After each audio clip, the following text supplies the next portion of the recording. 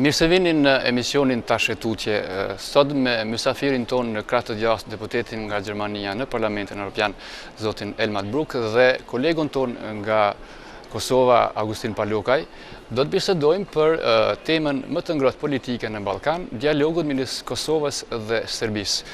Po ashtu, në pjesën e dytë të debatit do të koncentrohemi pak lidhur me të ardhmen e Ballkanit, vendeve të Ballkanit drejt antarësimit në Bashkimin Evropian, dhe përfshirë këtu sidomos edhe Kosovën.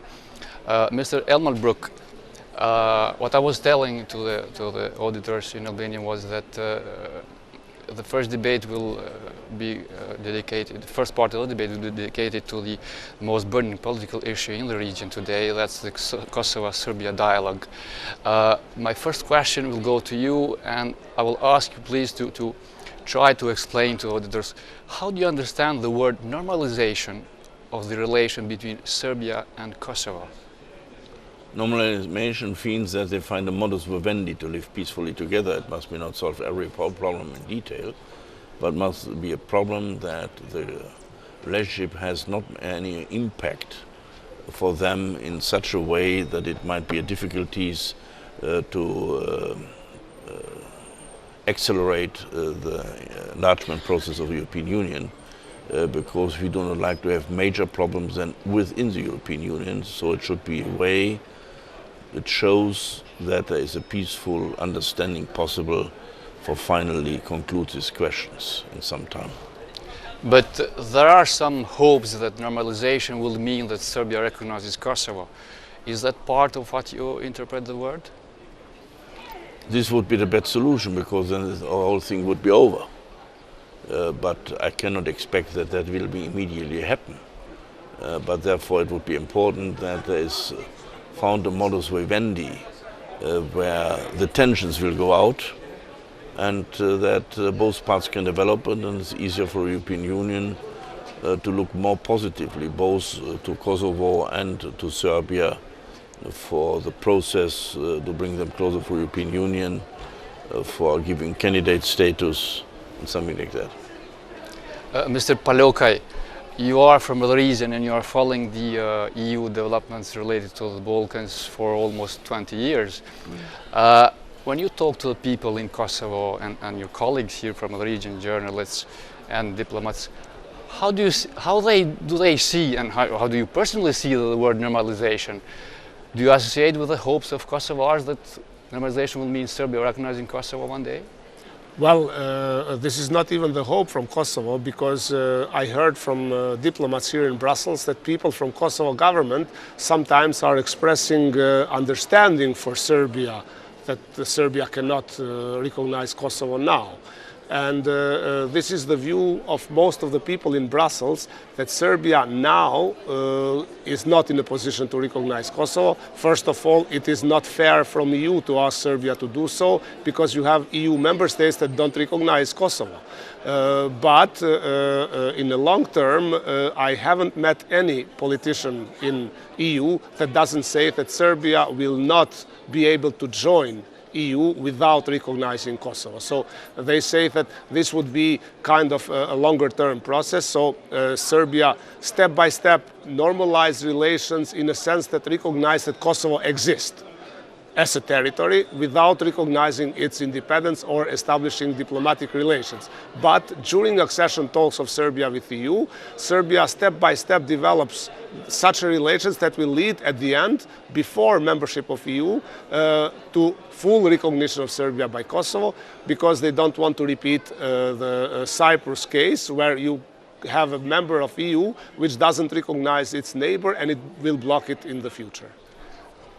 Do you associate with what Mr. Palokaj is saying, or other, putting the question other ways, or directly one, can Serbia really join EU without resolving Kosovo issue or recognizing it, and not having the tricky situation like we have with Greece and Macedonia today? Both would have a problem to join the European Union. Therefore, it's advisable for both to find an understanding step by step under this modus vivendi that the process can go forward. But at the end of the day, it must be a recognition, because you cannot have two member countries in the European Union who do not recognize each other. That's legally and politically impossible. That should lead to the recognition, but you cannot expect it perhaps that it is done in one big bang because of internal political reasons. And here is also the way why this modus vivendi should found a way of confidence and trust to each other that the problems are not seen so important anymore. I can see a lot of historical, psychological reasons why Serbia has a problem here. If you look into the history of what Kosovo means in the history of Serbia, but on the other side, the vast majority of people are the Albanians, Albanian, Hungarian, Kosovo Albanians, who have the right of self-determination. And here to find something that, especially where you have minorities, where you have border questions, that you have such a cooperation that people find out that within a European integration process, such borders do not play a role anymore, and that minorities on the other side are protected. When I was speaking with your colleague, Mrs. Doris Pack, having in regard the current rules of the enlargement of the EU, which say that the newcomers should be admitted only by, or are admitted only by unanimity vote of the all member countries. She was saying to me days ago that perhaps we should accept both countries, Kosovo and Serbia, at the same time, in order to avoid getting Serbia inside once and then Serbia blocking Kosovo as Greece is blocking Macedonia.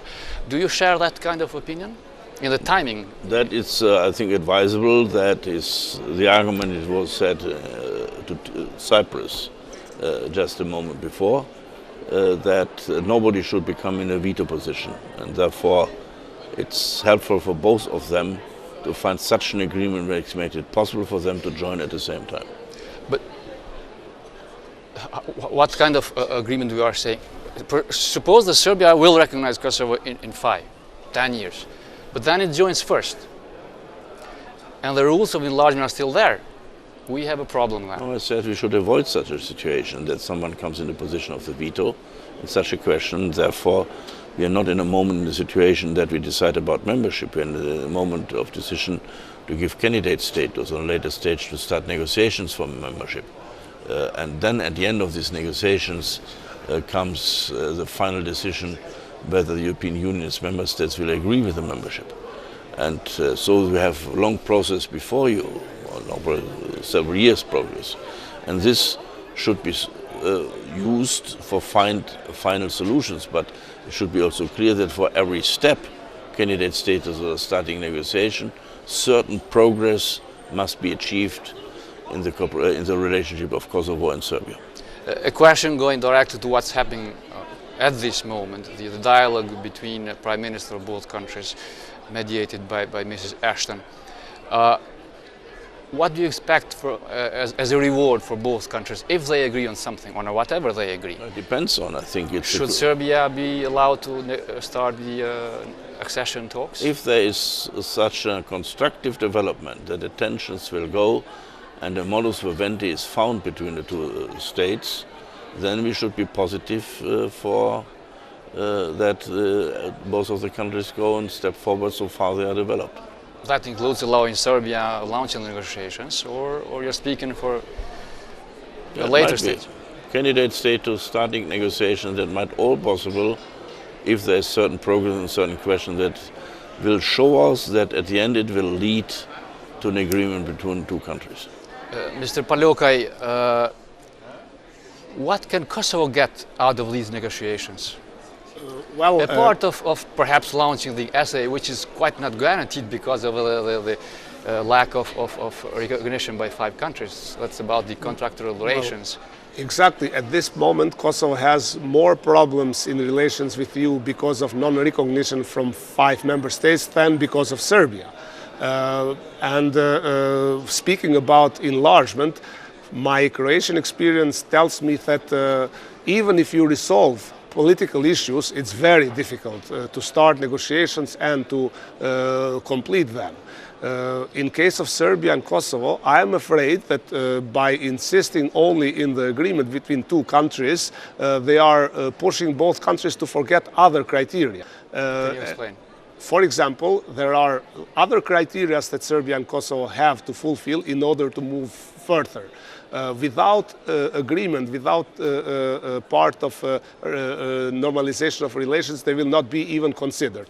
But if, let's say, that Baroness Ashton and Commission report in April that yes, Kosovo and Serbia made such a progress in dialogue that we recommend them to start accession talks, there you might have member states like Germany, Holland, Denmark and Finland, those who care more about rule of law, say that yes, well done, excellent, but Kosovo didn't do enough in fight against corruption, reform of judiciary. Serbia also has some problems with the judiciary, so sorry, but you need to do this as well. We remember when Croatia resolved suddenly political issues, and then you had some problems in fight against corruption or reform of judiciary. So both countries should bear in mind that while the dialogue goes on, the work at home should continue. Because here, the tough countries who are more and more skeptical in enlargement, including Germany, including political party of Mr. Brok, will stick to the conditionality.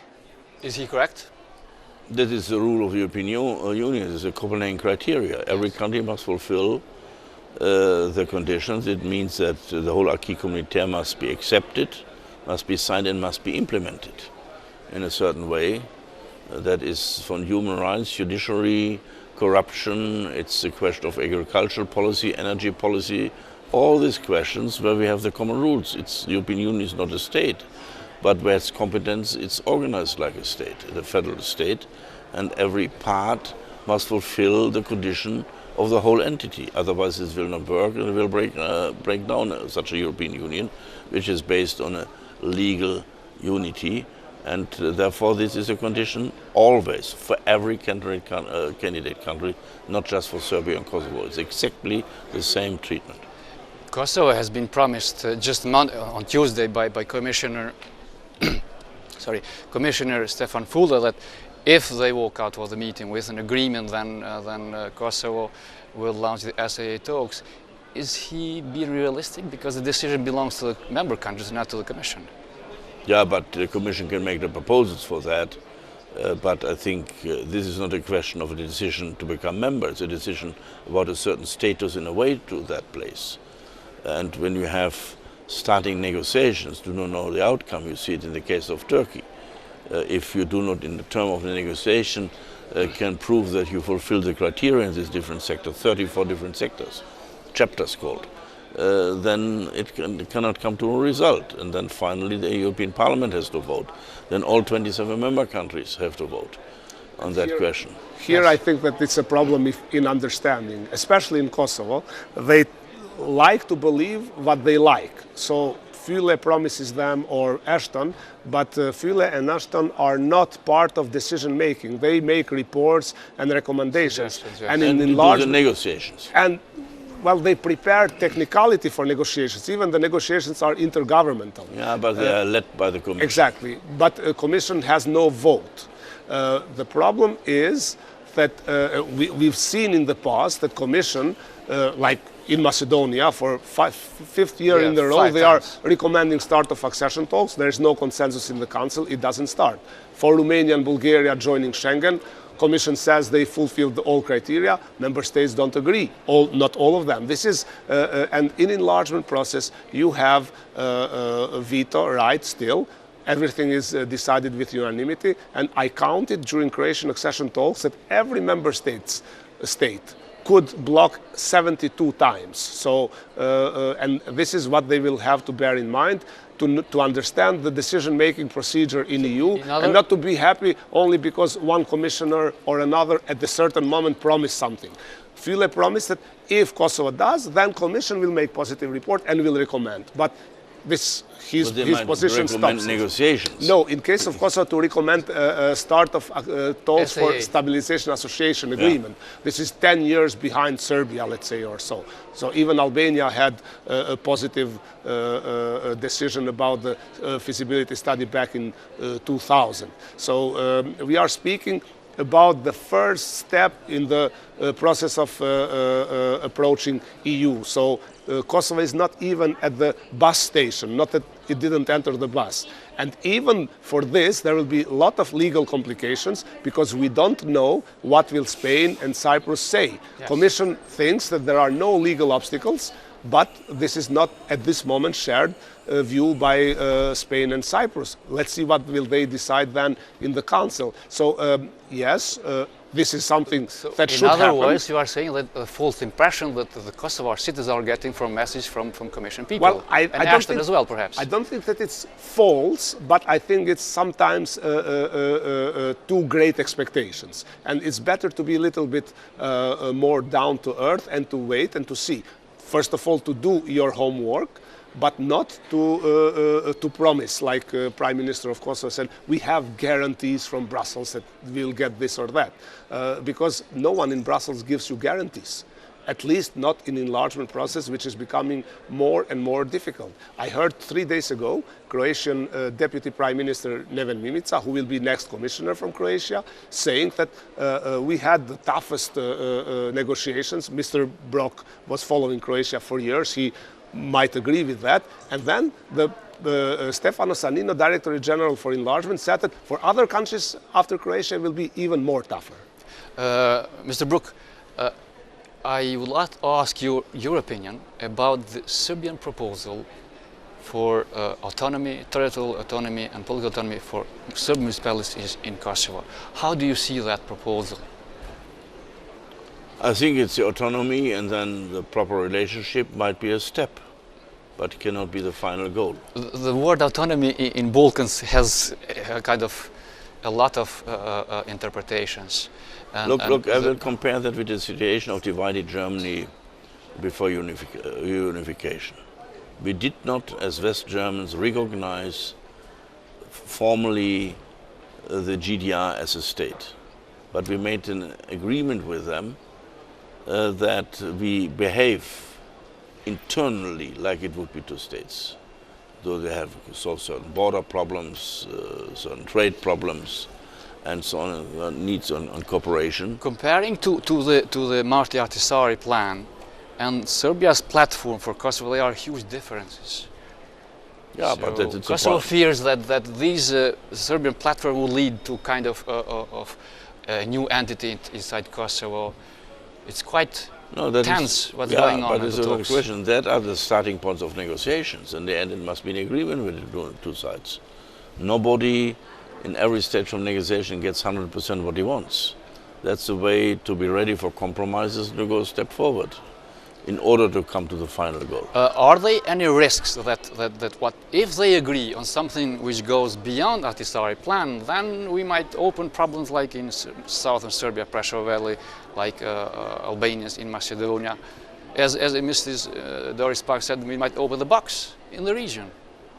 What's your... Look, here is a bilateral relationship between Kosovo and Serbia. And if they find a proper agreement which they can both agree to, then you should take that and not look what that means for unsolved problems in other parts. Mr. Paljokai, do you think that if Serbia platform find its place in the dialogue, how will the Albanians in the region, how will perhaps Serbs in Croatia react to this? Well, Serbs, there is no issue of Serbs in Croatia because Serbs are part of the Croatian Serbs government. in Montenegro, for example. Or in Montenegro. Of course, that there might be some minority groups who are concentrated in a certain territory asking for same level of autonomy. I don't exclude that. But the problem is that when Ahtisaari proposal came, EU failed to support Ahtisaari proposal. This was because of division within the EU. And now it's only Kosovo part that fully supports Ahtisaari. Now you have a very bizarre situation where EU asked Kosovo to implement fully Ahtisaari plan, and this becomes condition for Kosovo to move towards EU, but the same EU doesn't support formally Ahtisaari plan because it speaks about independence and not all countries support independence. And we have very bizarre situation here. When it comes to the issue of the North, I think that the problem is the level of, if you speak about territorial autonomy, because this might lead to the division within Kosovo, creation of kind of Republika Srpska or so. And people quite often forget the fact that Serbs who are not in the north, they already integrated in Kosovo system, and they are having better and better situation. Not fully good, but there's quite a big difference between the north and it is the a south. difference. So I think that, but here EU was clear that they will not allow partition. Parliament supports this view.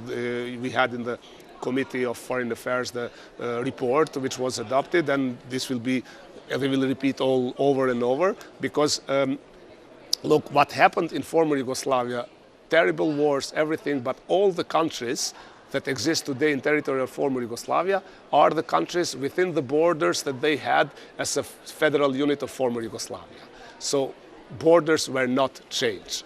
And this principle will be kept also in Kosovo, and there will be no partition. But by trying to resolve the issue of the north, I think they should not forget the rest of the Kosovo, because they might buy time in one territory by creating another problem. So I think that the Serbs should have level of decentralization allowed by Kosovo Constitution and Ahtisaari Plan, more integration, and relations with Serbia that are allowed also with this plan, but not to have some executive powers.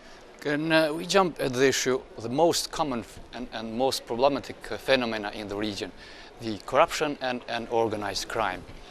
The government of Germany just made another step by appointing their envoy at the head of EU mission EULEX.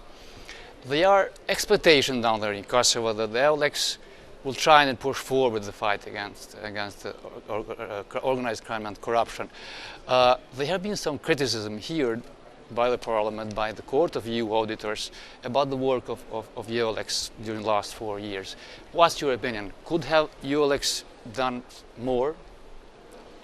It's difficult for me to judge because I'm not on the spot, and I think the job is quite difficult because you have the mixture of legal and political and emotional questions. And therefore these civil servants trained to give legal support sometimes are not able to deal with emotional and political questions, and this might be a problem for that. Everything can be better, but I believe EULEX overall did a good job, and I think it's important that every country has its internal development, that the rule of law is kept as a leading part of an European integration process, and also because if law is implemented, corruption is fought, it strengthens the confidence of the others. And also I have to say, to fight corruption and go for the rule of law, it's in the damned interest of every country, whether it wants to join the European Union or not. If you have no rule and law, if you have corruption, you will have not enough investments from abroad. You will not become competitive. Rule of law has to do with investments. It's not just in human rights or political questions, and this has to be understood. Most of the reforms have to be done anyway if it wants to become a sustainable state with a future. And that is part of it, and the European Union's the hope of becoming a member of the European Union, the help of the European Union, might be an incentive for that, but should be not the reason. They should do the same thing even without the European Union. How can you explain the fact that since the war ended in Kosovo, we had UN mission. Kosovo was ruled by UNMIK. Now, we have EULEX for last 4 years, and still Kosovo is the most corrupted one in the region and in Europe as a whole as well. Who shares the biggest responsibility? I mean, we can excuse perhaps people that Kosovo is a young country, problems were accumulated, but there were nearly 5 billion. Most of that money comes from EU, who was spent in Kosovo, and Kosovo is the biggest hotspot in terms of corruption. If it's true, it's up to the Kosovo government and responsible person to solve this problem. For it's also a condition that it's solved. We cannot impose it. This is internal regulation, how you deal with your administration on a local level, not on every level. And therefore we can only give help and incentives that this goes forward in order to make it a sustainable state. if a state cannot make really decision because there are all the time some people who take the strings in order to go on with the old policy, which has to do with corruption and combined of corruption and political influence. In other words, you are saying that the biggest share of responsibility, what's happening about the issue, is Kosovo themselves, the political elite. On the economic field, social field, all of the reforms must, at the end of the day, done by the country itself. What we can do is give organizational, administrative help, give money for that process, but to do it and to believe in it, it's totally the decision of a country and her citizen. Mr. Palokaj, there have been a lot of criticism against EULEX. Are these critics fair or too exaggerated? No, I think to a certain extent they are fair because, yes, first of all, it's up to the administration of the country to fight corruption. But in case of the Balkans, as one former commissioner used to say, for some politicians, fighting corruption means fighting against themselves. EULEX in Kosovo is a bit different because apart from having advisory role, they have also some executive powers. So when they see that some politicians are not fighting corruption, they should intervene and do that, especially when it comes to the high-level corruption, meaning against the people who are powerful. So here EULEX cannot be amnestied from a failure. Another problem, as I see, is that sometimes international presence makes political calculations. They need certain people at a certain moment to do political deals for some things. And because of that, they are hesitant to fight corruption if it touches certain political structures. Can you be more specific? Well, I don't know exactly the cases, but you don't have many high-profile cases in Kosovo being prosecuted by EULEX. So, in certain terms, those who can do rule the corruption and do organized crime are kind of hand-free. Well, they are not completely hand-free because they also don't know when will EULEX start to investigate which case. And therefore, the impression is that EULEX, being part of EU and EU having political issues in Kosovo, is not out of the political game. So it's not only a rule of law mission, fully independent, but it has some political role as well. And if the government, let's say, is cooperative on political level, there the politicians would not like EULEX to go as far as they would maybe want to go. Mr. Brook, we have another 2 or 3 minutes until the end of the debate. 2 last questions for you. And same will go to Mr. Palokaj as well. Where do you see Western Balkans after 10 years? And where do you see Kosovo as well after 10 years? I think we keep the promise which was given in 2003 in Thessaloniki. And that means that the Croatia is getting in. What about the rest of? And that is the promise that all of them come in. And Croatia is now another example that we will keep our promise. But it depends on in which speed it is done for the individual countries, how the countries meet the criteria in the internal development.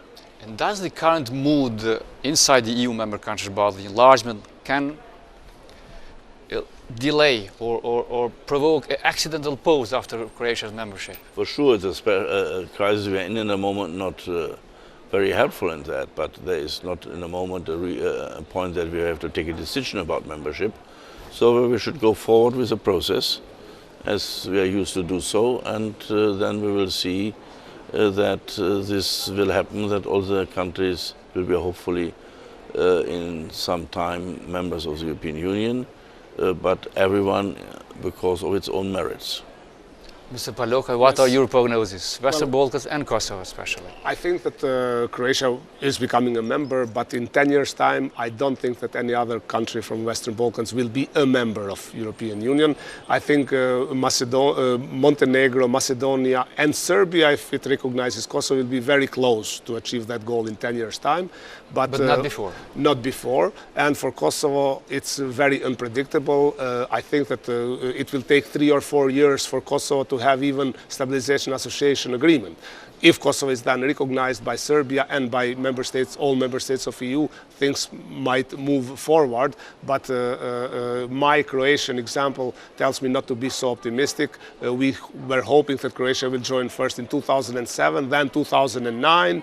Now Croatia is joining in 2013, and some people are even saying that this is the last train that Croatia catched. It would be even longer. So I will not play with the date, but I am afraid that in 10 years' time, no country apart from Croatia will be, from the region, will be part of, full member of European Union.